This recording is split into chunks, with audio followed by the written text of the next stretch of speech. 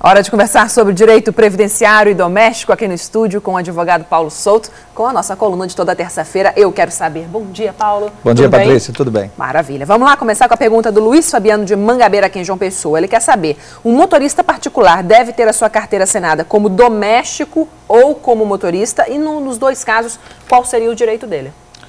Bom dia, Luiz. O seu direito é o seguinte, a carteira dele deve ser assinada como motorista particular. Agora, a lei que vai reger os direitos desse trabalhador é exatamente a lei que rege a categoria dos empregados domésticos. E qual que é o tempo de trabalho diário dele? Olha, no caso, não existe uma carga de trabalho definida em lei. Mas no caso do motorista particular, o empregador deve tomar cuidado, porque ele não pode explorar tanto um motorista particular. No final, ele vai terminar dirigindo com sono e causando acidentes à sua família. O empregador é que tem que tomar cuidado com isso. Um perigo danado. Francisco Mariano, aqui de João Pessoa também. Se a empregada for demitida assim que voltar da licença maternidade, ela tem direito a quê? Francisco, é o seguinte, a empregada doméstica ela tem 5 meses de estabilidade no emprego. Então, os 120 dias de licença maternidade ela goza, mas ela não pode ser demitida assim que volta. Tem que passar um mês a mais, porque são 5 meses de estabilidade. Então, ela passa 5 meses no emprego ainda, ou seja, mais um mês, aí ela pode ser demitida depois de um mês. Caso ele demita assim que termina a licença maternidade, ele vai pagar o aviso prévio, vai pagar um mês a mais de salário fora o aviso prévio, férias proporcionais e 13º salário proporcional. Mas ainda tem, hoje em dia, tem aquele caso de que a licença maternidade pode ser de 6 meses. Mas no caso do empregado doméstico ainda não foi extensivo. Ah, não. Aí tem que ser necessariamente 4 meses. Tem que ser 120 dias por enquanto. Lúcia, do Altiplano, aqui em João Pessoa. Se durante o período de experiência, né, aquele período de 3 meses, ela não assinar a carteira da empregada e agora ela quer assinar, e aí? E ela ainda completa o que fazer com esses 3 meses. Pois é. É porque o empregador doméstico, ele pensa que quando ele não assina esses 3 meses, aí depois dos 3 meses é que ele assina. Não, ele tem que assinar no início. Aí como ele não assinou, ele acha que eu tenho que acertar esses 3 meses, pagar férias, pagar 13º. Não.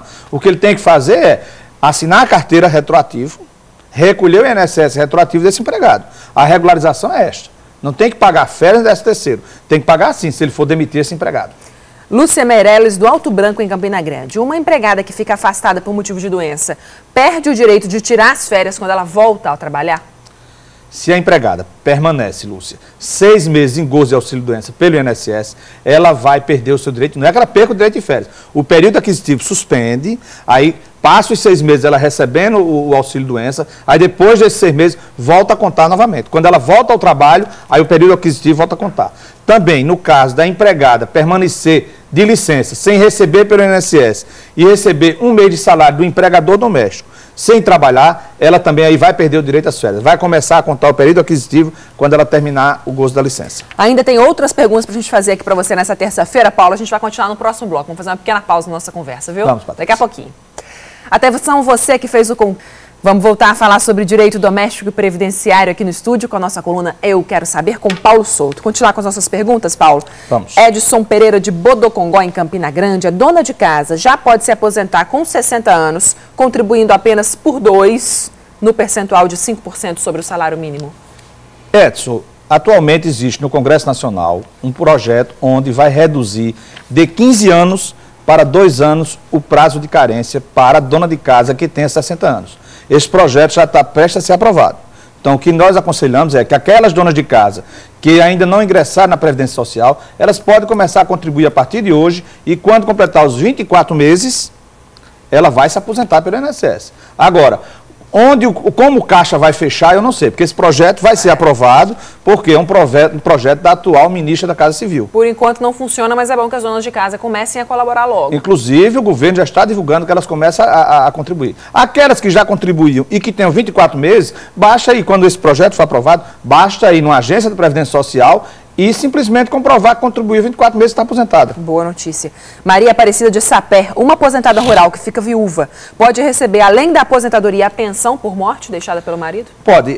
O caso do aposentado rural é porque o aposentado rural, eles dizem, a minha aposentadoria não tem 13º, então isso não é aposentadoria, é benefício assistencial. Neste caso, quem recebe benefício assistencial não pode acumular a pensão por morte com benefício. Mas aquelas senhoras ou senhores que são aposentados rurais mesmo, que recebem 13º, quando o seu cônjuge ou companheiro falecer, eles têm direito a receber cumulativamente a pensão e a aposentadoria.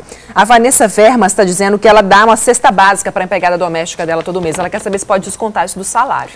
Não, não. A cesta básica ela não está elencada naquelas hipóteses que pode haver o desconto no salário do empregado. Não pode. Se ela quiser, ela pode deixar de dar a cesta básica? Pode, porque não é obrigação do empregador conceder. Se ele conceder alguns meses, ele pode deixar de conceder depois, não tem problema nenhum.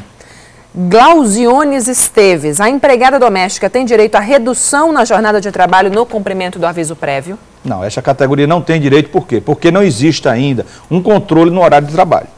Então, se não existe um controle, não tem como o empregador reduzir 2 horas na jornada de trabalho. Ele pode fazer uma opção de querer reduzir.